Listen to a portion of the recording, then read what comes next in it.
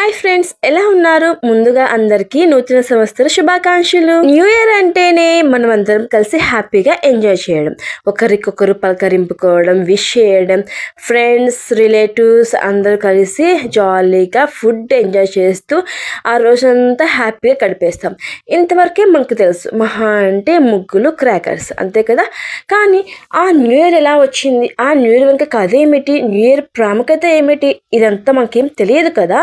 ఈ రోజు new year కాబట్టి మనం ఎంత తెలుసుకుందాం. ఇకపోతే చిన్నపిల్లల విషయానికి వస్తేనేమో మనం అందరం చిన్నప్పుడు గ్రీటింగ్స్ కొనుక్కుంటూ హీరో హీరోయిన్స్ అన్ని కొనుక్కుంటూ ఒకరికొకరు ఇచ్చిపుచ్చుకొని నీకే గ్రీటింగ్ వచ్చింది, నాకే గ్రీటింగ్ వచ్చింది అని చెప్పి హ్యాపీగా ఇచ్చిపుచ్చుకుంటూ ఉంటాం. గ్రీటింగ్స్, చాక్లెట్స్ ఆ రోజులు చాలా బాగా ఉండేవి కదా. ఇప్పుడంతా అవన్నీ ఏం లేవులే అండి. Okay, start. మనం ఇప్పుడు న్యూ ఇయర్ గురించి తెలుసుకుందామా? ఈ వీడియో స్కిప్ చేయకుండా లాస్ట్ వరకు చూడండి. అడగండి అమ్మైనా అన్నం పెట్టుతూ అంటారు. Please subscribe. నూతన సంవత్సర రోజు సంస్కృతి ఒక సంవత్సరం ముగింపు తర్వాత మరుసటి సంవత్సర ప్రారంభ రోజు జరుపుకునే ఒక వేడుక. జనవరి 1వ ఉన్న నూతన సంవత్సరం జరుపుకుంటాం. న్యూ ఇయర్ గా డేగా ప్రపంచం అంతటా సంబరాలు జరుపుకుంటారు. అన్ని నూతన సంవత్సర వేడుక సంస్కృతి కొలమానం వార్షిక క్యాలెండర్లు. అసలు మనం ఈ న్యూ ఇయర్ ఎందుకు జరుపుకుంటాం, దాని వెనకాల ఉన్న చరిత్ర ఏమిటి, మ్యాటర్ ఏమిటి తెలుసుకుందామా? క్రీస్తు పూర్వం 45వ సంవత్సరంలో జూలియస్ సీజర్ జూలియన్ క్యాలెండర్ను ప్రవేశపెట్టారు. ఈ క్యాలెండర్ సూర్యుని చుట్టూ భూమి తిరగడానికి పట్టే సమయం ఆధారంగా దీన్ని రూపొందించాడు. క్యాలెండర్ని ప్రవేశపెట్టేటప్పుడు సంవత్సరాన్ని మొదలు పెట్టే రోజును సీజర్ ఎంచుకోవాల్సి వచ్చింది. రోమన్లకు జనవరి నెల ప్రాముఖ్యమైనది. ఈ దేవత జెనిస్ పేరిట ఏర్పడిన నెల అది. రోమన్లు ఆరాధించే జెనిస్కి 2 తలలు, ప్రారంభాల దేవత అని కూడా అంటారు. అందుకే రోమన్లు జనవరి నెలను ఎంచుకున్నారు.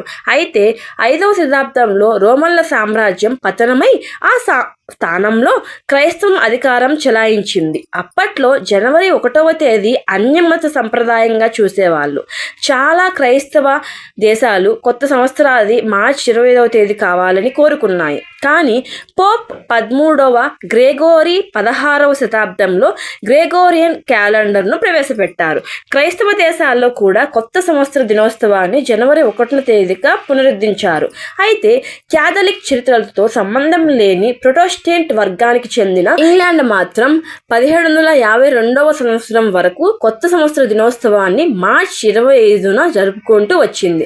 అయితే 1752లో దేశ పార్లమెంట్ ఒక చట్టం తీసుకువచ్చి ఐరోపాతో పాటుగా ఇంగ్లాండ్ కూడా కొత్త సంవత్సరాన్ని జనవరి 1వ తేదీన జరుపుకునేటట్లు చేసింది. ప్రస్తుతం చాలా దేశాలు గ్రెగోరియన్ క్యాలెండర్నే ఉపయోగిస్తున్నాయి. అందుకే ప్రతి ఏటా డిసెంబర్ 31వ తేదీ రాత్రి నుంచి ఈ సంబరాలు మొదలవుతాయి. ఈ రోజున స్నేహితులు, బంధువులు అందరూ కలుసుకుని విందు వినోదాలు, ఆటపాటలతో కాలం గడుపుతారు. రాత్రి 12 గంటలకు ఒకరికొకరు నూతన సంవత్సర శుభాకాంక్షలు చెప్పుకుంటారు. ఇదండి మన నూతన సంవత్సర న్యూ ఇయర్ సెలబ్రేషన్స్ యొక్క చరిత్ర. ఇంకెందుకు ఆలస్యం, పాత సంవత్సరానికి వీడ్కోలు చెబుతూ కొత్త సంవత్సరాన్ని మన లైఫ్లోకి స్వాగతిద్దామా? ఓకే, ఈ న్యూ ఇయర్కి మీ ప్లాన్స్ ఏంటి? మీరు ఎలా ఎంజాయ్ చేశారు ఫ్యామిలీతో, ఫ్రెండ్స్తో? ఈ న్యూ ఇయర్కి మీరు ఎవరికి ఏ గిఫ్ట్ ఇచ్చారు, ఎలా హ్యాపీగా ఉన్నారు, టోటల్ సెలబ్రేషన్స్ ఎలా జరుపుకున్నారు? కామెంట్ చేయండి ప్లీజ్. ఓకేనండి, ఉంటాను మరి. బాయ్ బాయ్, జాగ్రత్త. Please subscribe, like, share. ఆగండి, చివరిగా మీకు ఒక మాట. ఈ వీడియోలో న్యూ ఇయర్ కదా, ఫెస్టివల్ కూడా రాబోతుంది. ఈ వీడియోలో నాకు నచ్చినవి, మీకు మెచ్చినవి అన్నీ సెలెక్ట్ చేసి ముగ్గులు పెట్టాను. ఈ పండగకి, న్యూ ఇయర్కి మీరు ఈ ముగ్గుల్లో ఏదైనా నచ్చితే వేసేయండి.